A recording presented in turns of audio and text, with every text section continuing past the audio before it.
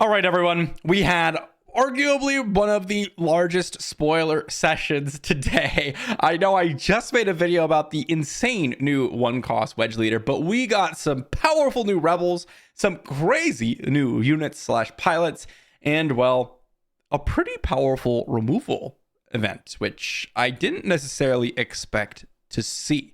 But big thank you to my patrons over on Patreon. We are actually just starting the kind of prelims, or I guess you say the prerequisites for a new tournament. So big thank you for you all. But let's dive into our first card in Phantom 2. Brand new space unit, 3 cost, vigilance, heroism, a 3/3 rebel vehicle transport, and specter. It's got grit, so it's a 3/3 grit in space. Pretty decent. Like it's good. It's okay. I wouldn't even say it's good. It's just okay. Grit can be really good with piloting because you can get that extra toughness, which converts to extra power if you get any damage on it, and it's not as likely to die. 3/3 in terms of stats does die to like blue leader. It does die to any 3/4s out there, which are reasonably common. So that is a negative. But there is one thing that makes this card pretty interesting, which is this action to pay 1. If this card is a unit, you can attach it as an upgrade to the ghost. And that ghost will give +3/+3 and grit. Now, right now, the only ghost that we have is incredibly mediocre. Like, incredibly mediocre. The ghost is a 6 cost, I believe, 5/5, which is just mediocre to begin with. It does have shielded, and it does work with other Spectre units, but the whole idea with Phantom is that you're trying to dock it into the ghost, which means that you won't be able to get benefit from the giving, Spectre units something. So you really want to be able to get value out of something else in terms of stat line. Now, there has been rumors that there is going to be a new ghost, and I'd be surprised if there wasn't, because we also got another Spectre unit, which we'll see in just a moment. But so far, all of these Spectres that we're getting just haven't really made me want to play Hera. And that's kind of the whole point of the Spectre tag, right? And Hera. And now that we know rotation's coming, we better get 2 more sets where we actually get enough Spectres to be able to play Hera. Otherwise, I mean, what was the point of printing Hera, I suppose? But maybe we'll get a new Hera leader or something in this set. It's still possible. But I don't think this card is currently playable. A 1-cost action to attach to the ghost is very strong, but we need a little bit of a cheaper ghost. What I would love to see is like another 3-drop, right? Have Phantom 2 be a 3-drop and the ghost be a 3-drop. So what you can do is either play the ghost or the Phantom, and then the next turn you play the other counterpart and then be able to use the action, right? It'd be awesome if ghost was a 3-drop or even a 2-drop for that matter, and you can go ahead and play them in sequence of each other and not skip a beat. Something like the ghost comes down, it's a 3/4, it's got some sort of ability. You next turn play the Phantom and you get to attach it. So essentially 4 resources for +3/+3 and grit. It's kind of interesting potentially, but remember, it is a total of 4 resources, right? The advantage of Phantom 2 is you get to play it as just a 3/3 unit with grit, which is okay. And then maybe down the line, you can attach it and still get some value if the ghost is out. So maybe there's something there, but I think right now, with the current ghost, this card's pretty just okay. Just okay. Next up, we've got a brand new ground unit in Sith Trooper. This is a 3-cost ground unit in villainy. It's a 3/3 first order Sith Trooper. On attack, you get +1/+0 for this attack for each damaged unit the defending player controls. So I think the first thing that I think of with this guy is indirect damage. You get some indirect damage in. Your opponent might have 1, 2, maybe even 3 damaged units, and it attacks as a 4/3, 5/3, or 6/3 on the best case of scenarios.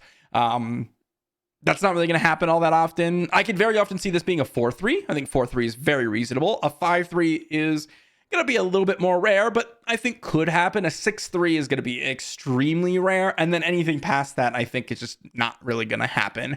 And mind you, this is a 3-cost 3/3, and the only 3-cost 3/3s that we've really seen do something immediately when they're played. Fleet Lieutenant, Bodhi, those types of cards where they strip your hand or they're attacking with extra damage immediately with another unit. Those are the types of 3/3s that we've seen. I don't think Sith Trooper's quite there. Quite good enough. Next up, we've got Resistance X-Wing. This one's kind of interesting. It's a 2-cost space unit in just heroism. It's a 2/2 vehicle fighter, and when it has a pilot on it, it gets +1/+1.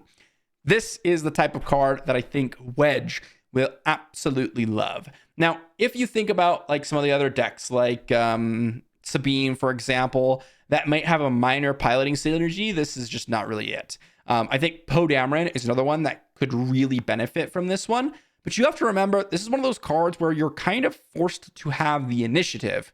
Because if your opponent goes space unit and you play Resistance X-Wing pass, your opponent can just go ahead and kill the Resistance X-Wing with basically any space unit in the game on turn 1 and probably have their space unit live.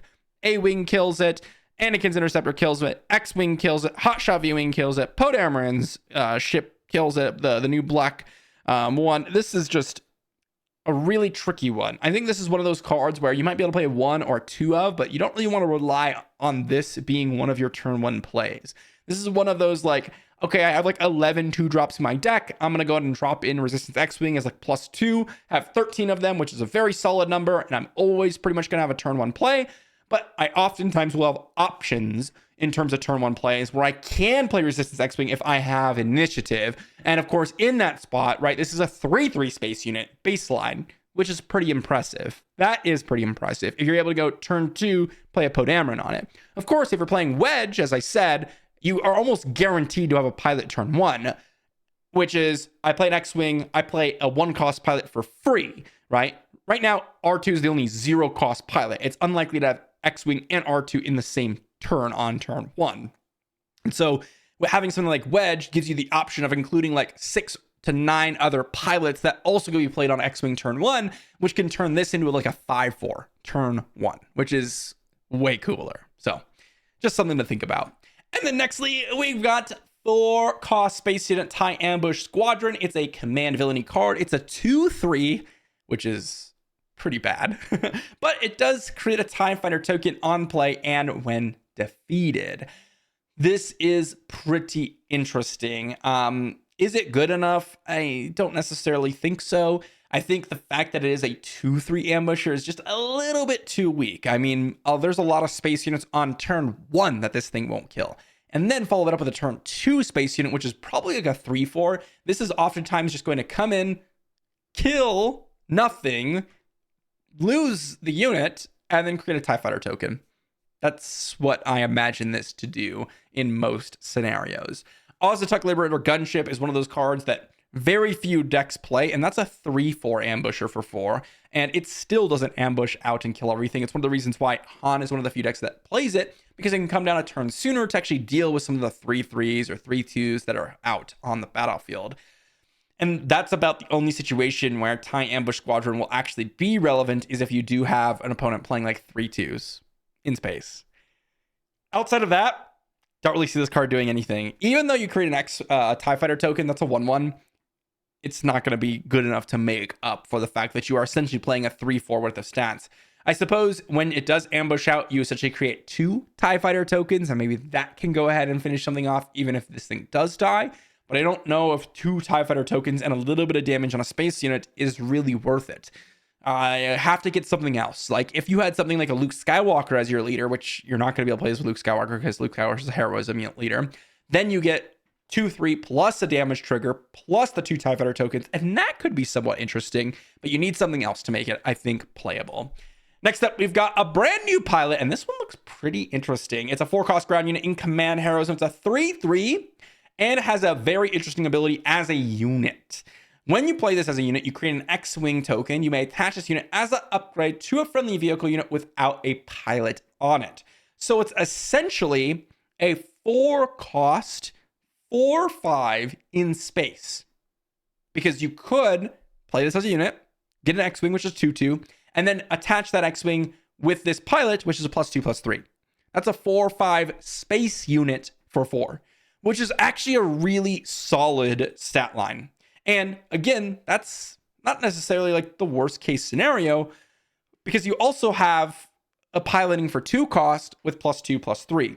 So both sides are pretty solid. Nothing insane about them, right? But in a deck like Wedge, there are situations where you don't have enough space units and you have too many pilots. And this is where that comes in, because you essentially create a 4/5 space unit, but in a situation where you have a lot of space units, you can also play it as a pilot for pretty reasonable cost. This is the best example, in my opinion, so far, of a dual card where it has 2 uses, and both of them are actually pretty equal in terms of what I would want to do.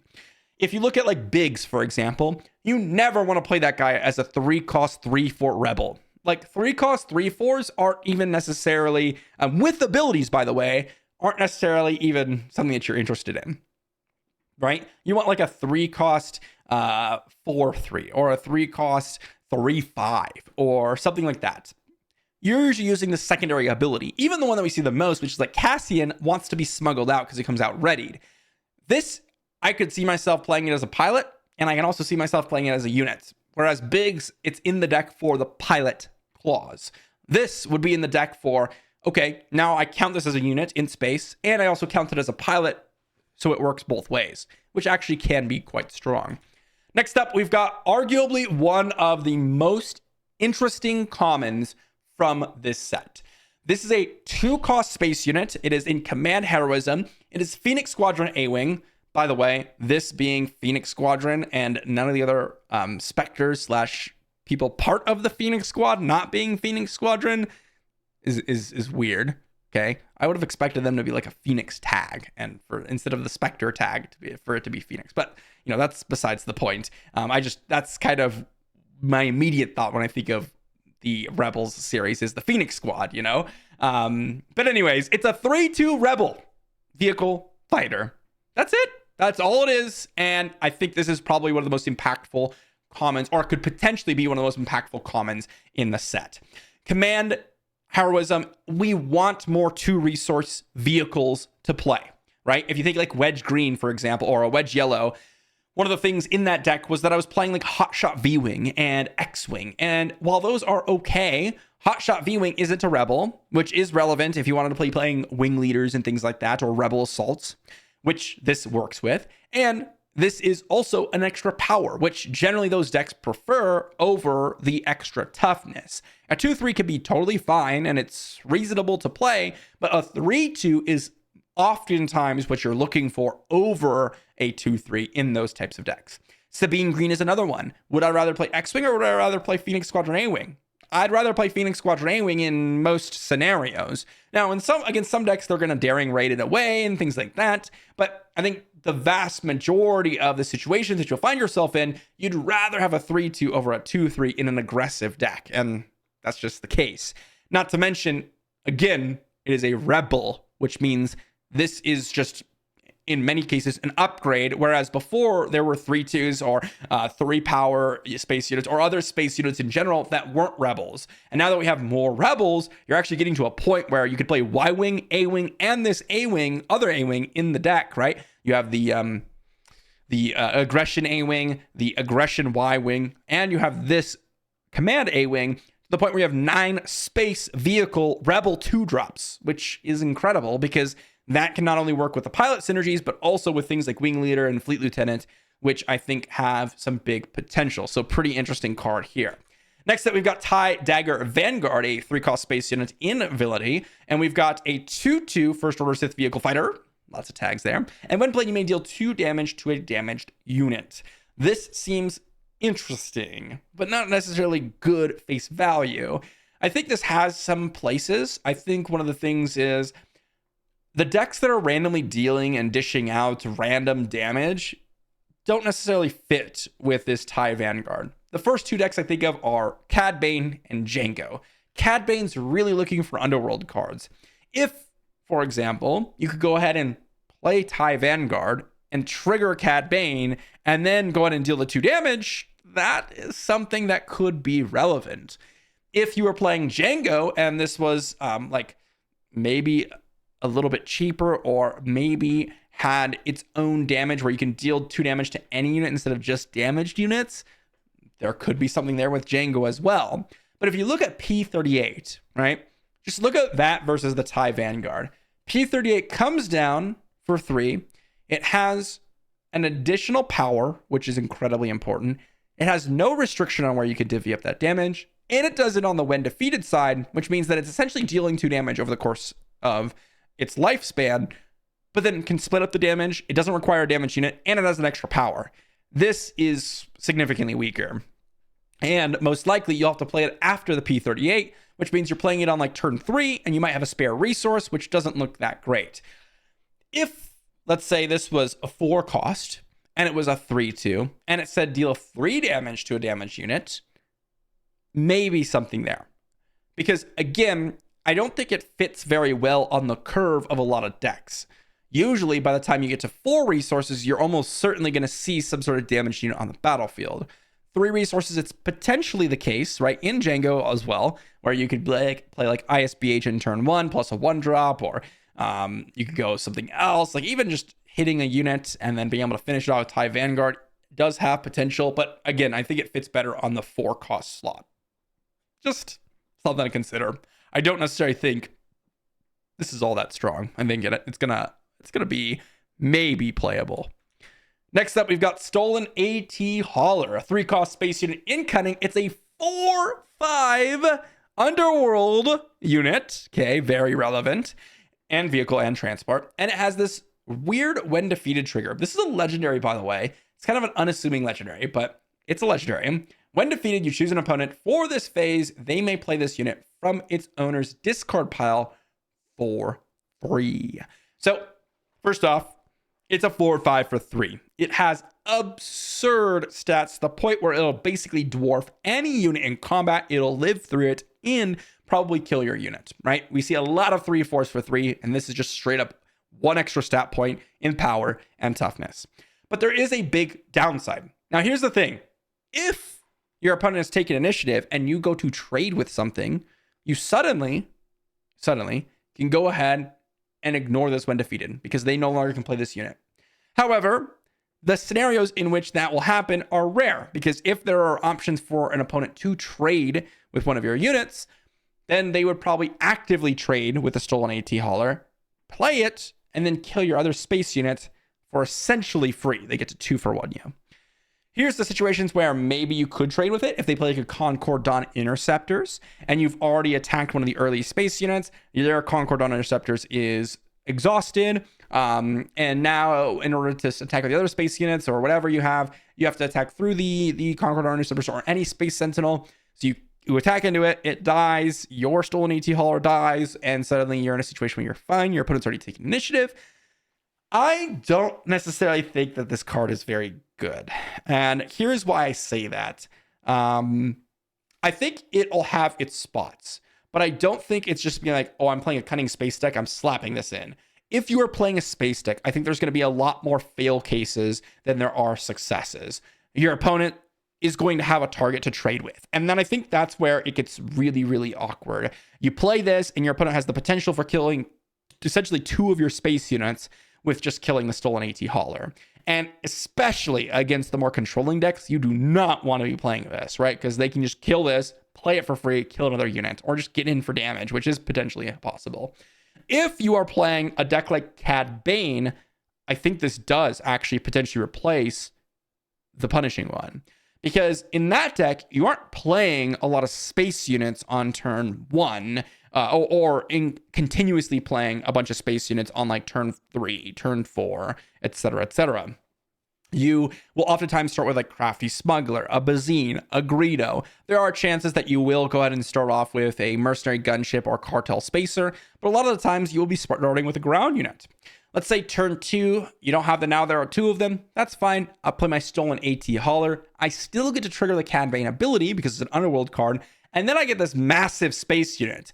And in those types of styles, what can really happen is your opponent is going to get pushed off their early game because of Tarkin Town, which means you are probably going to be able to get in some decent damage with this thing and probably not have it die, which can be interesting. So I think if you are going like all space or majority space, this is less good than it seems. And I think if you're going with, I have some ground units and some space units, I think it's going to be a little bit better, especially since your opponent can't use this, play it, and then kill one of your other space units in those situations, which can be interesting. But we will have to play with this one. I'll have to see how it plays, I think, before I really give a final judgment on this one. This one's definitely one of those weird ones, and it is overstated, and it is a legendary, so there's definitely some potential here.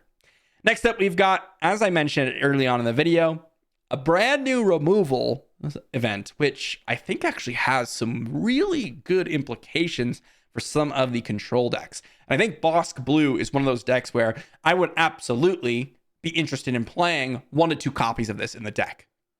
This is no glory, only results. 5-cost event in command, vigilance, villainy, take control of a non-leader unit, then defeat it. Very straightforward. And obviously, you think of Thrawn, right? Obviously. It's in the same aspects. Thrawn's the new thing. It talks about when defeated abilities. You can double one up. But just think about it in general. What are your opponents going to be playing that have a when defeated ability? All right? P-38s. You've got Ruthless Raiders. You've got K2SOs. Those are the 3 that I kind of think about that are frequent. If you play this, you no longer get hit by that 3 damage trigger from K2SO. So it's now defeat that unit, gain 3 life, which is good. Or, not only gain 3 life, but also discard a card from your opponent's hand or make them take 3 damage. If you're playing against Ruthless Raider, take Ruthless Raider, defeat it. It's no longer take 2 damage, it's deal 2 damage to a unit. If it's a P-38, suddenly you take it, defeat it, you get to deal 1 damage to something, right? Those are the types of scenarios where I think this could actually be quite strong. Because Vanquish is a card that are oftentimes many Bossk decks and in general control decks are playing 1 to 2 copies of anyways. Because in the fail case, you could take control of any non-leader unit and defeat it. Any non-leader unit. And I'm trying to think, off the top of my head, I don't know of many cards that would be like a downside of this. The only cards I can think of are like bounty cards. So for example, if I had like a Dr. Evazan on the battlefield, or your opponent had a Dr. Evazan on the battlefield, and you took control of that and then defeated it, then your opponent would get to be able to claim that bounty. That's the only downside, I think, in general that this card could have. But there's really not that many bounty cards that people are actually playing, right? Like just straight up have a bounty on them. And by the time this event comes down, I don't really see that being the case. Wookiee, the Wookiee, the 3/3 2-cost Wookiee with exhausting, that's another downside one potentially, but that is a bounty card as well. And so for me, if you look at Vanquish, right, that card is basically just phased out with a no glory only results here, because Vanquish is just defeat a non-leader unit, and this is essentially defeat a non-leader unit, but with the upside of not being forced to take the when defeated triggers that we oftentimes see in the game, and instead using them for your own benefit, right? Again, K2SOs and Ruthless Raiders are extremely common. And in fact, even like aggressive space-only Rebel heroism decks are playing K2SO. Sabine Green's extremely popular as well, and that's going to be able to be taken care of. So this to me just looks like an upgraded Vanquish in many scenarios. And in the cases of Thrawn, if you're playing Thrawn, well, guess what? Now you get to take K2SO and make your opponent pillage. That's crazy. And you get to take Ruthless Raiders and deal 4 to damage to the base and 4 damage to units spread across 2. That is incredibly interesting. So definitely something for Thrawn, and definitely something that I think a lot of Vigilance Villainy control decks should be considering with set 4. But that's not all. We've got a brand new leader, or units, not leader. Sorry, guys. In Hera Syndulla. It's a 2-cost ground unit in Vigilance Heroism. It's a 2/3 restore 1. So kind of like Queel, but without the drawing a card aspect. Instead, you're getting a piloting of 2 resources, Vigilance Heroism, +2/+3, and restore 1 as an upgrade. It also has the Rebel, Spectre, and Pilot tags, and Twi'lek, but I don't know if that's really going to be relevant. So first off, it's a 2-cost Rebel, which could be interesting. Maybe there's some sort of Rebel, something like a Luke Green, which we were seeing a little bit of minor Rebel synergies for, or maybe you could do something with that. It works well with Rey, so maybe you could do some minor Rebel synergies where you do have the A-Wings, you have Hera, and things like that. I'm not sure about that, to be honest. I don't know if the Rebel tag is all that important. It is a Spectre unit, so obviously Hera leader can go out and play this in her deck for 0 cost. It's just, you know, if you want to have a 2/3 restore oneer. I don't necessarily think this is insane. I think Queel, for example, is okay. It's decent as a unit, but it's oftentimes not seen because a 2/3 is just a little bit too weak. And Queel is, in my opinion, just better than Hera because oftentimes it will draw you a couple cards. And in some matchups, it can be absolutely insane because of that secondary aspect, right, of drawing cards. The restore one is just okay. As an upgrade, what do I think? +2/+3 is decent as a 2-cost pilot. That's kind of like the rate. So solid stats there. No problems. Restore 1, also decent. But some of the other 2-cost pilots just do something a little bit more aggressive. And oftentimes the aggressive nature of those are what I'm looking for. Now, it is important to remember that a lot of these pilots are uniques. And I've seen this a lot, actually, with a lot of people. They'll be playing a Biggs, and they'll try to play it as a unit and an upgrade, and they have to defeat one. Or they play 2 Biggs upgrades, and they have to defeat one. So there is something to be said about even just duplicating the same pilot, but playing a different named one. So, for example, if I'm playing a Vigilance, Cunning, Heroism pilot deck, which I don't really know if that's going to be something that you want to play, but let's just say I am. Well, suddenly I can play Anakin Skywalker, which I'll want 2 copies of. And then, yes, Anakin does something very different than Hera, but maybe I want to play 2 copies Anakin or 3 copies Anakin plus 2 copies of Hera, even though they're doing the same thing in terms of piloting, in terms of stats, for the most part. They have different names, which means there is a chance that I'll draw one of each instead of just going all in on one Anakin. Like, let's say a 2/2 split or 2/1 split instead of the 3 full of Anakin. Or maybe I just want to have both of them, so I'm going 3/3. But let's just say I had, you know, a lot of pilots that did something similar. I might just want to split them up just because of the unique aspect. So that might be something to consider. I don't necessarily think this is strong enough. But the +2/+3 stat line is decent. It's just that it's not really doing anything aggressive past that. And that's what realistically I've found to be the appeal to a lot of this, is that pilot decks are the more aggressive decks. But we also have one more card, I believe. I think this is the last one. We have CR90 Relief Runner. It's a 6-cost space unit in Vigilance. It's a 4/6 Rebel vehicle and capital ship. It's got Restore 2 and when defeated, heal up to 3 damage from a unit or base. It's pretty straightforward, but I think the most important part about this is it's a capital ship. Yes, it's a 6-cost 4/6 in space. It's not horrible, but it's not great. It's pretty mediocre in terms of stats. It's got Restore 2, which can be relevant. It does have that when defeated trigger, which can heal 3 damage, right? Very defensive unit. I'm thinking Piet, right? You get Piet down, you can go ahead and play this as a 5-cost, and a 5-cost 4/6 with Restore 2 and that when defeated ability is a little bit better. And in some cases, you could play this with double events or double spelling a turn or double, playing a turn where you can play this for 4, and then you can play another capital ship that's out there for 4 with Piet, with him being on the opposite side, which can be interesting, right? That can be interesting. As far as I remember Piet, right? It's not limited to 1 per turn, is it? Yeah, each capital ship you play costs 2 less. So could still do that if you wanted to. But that's about as good as I can see. Obviously, Thrawn is something to consider as well because it's got a when defeated trigger, but I don't know if this is really relevant enough. If you compare it to like Cargo Juggernaut, which is what we saw in set 1, it is kind of similar to that, where you play it and it just comes down and it's just basically this big old 4/6 that heals up a little bit, heals 4. I suppose in Thrawn, this comes down. It's something that your opponent kind of has to deal with. Not really necessarily, because Restore 2 isn't insane, but Restore 2 does help. And then it gets killed. You heal up to 6, which is something. I don't know. I don't really see this being a very commonly played card. Maybe Piet can make use out of it. But that is going to be it, guys. I think the card that I'm most excited about might be either the Resistance X-Wing or the Phoenix Squadron A-Wing. Resistance X-Wing, as I said, something that's like not going to be fully played out. Like some decks maybe you want a 3 of, like Wedge, but it has some really interesting potential. A-Wing, obviously just a great space unit. The stolen AT Hauler, I'm not really sure how this is going to play out, to be honest, but I do think there are some decks that can take advantage of it. No glory only results. I know some people are unfortunately seeing this because it seems very strong for those control decks.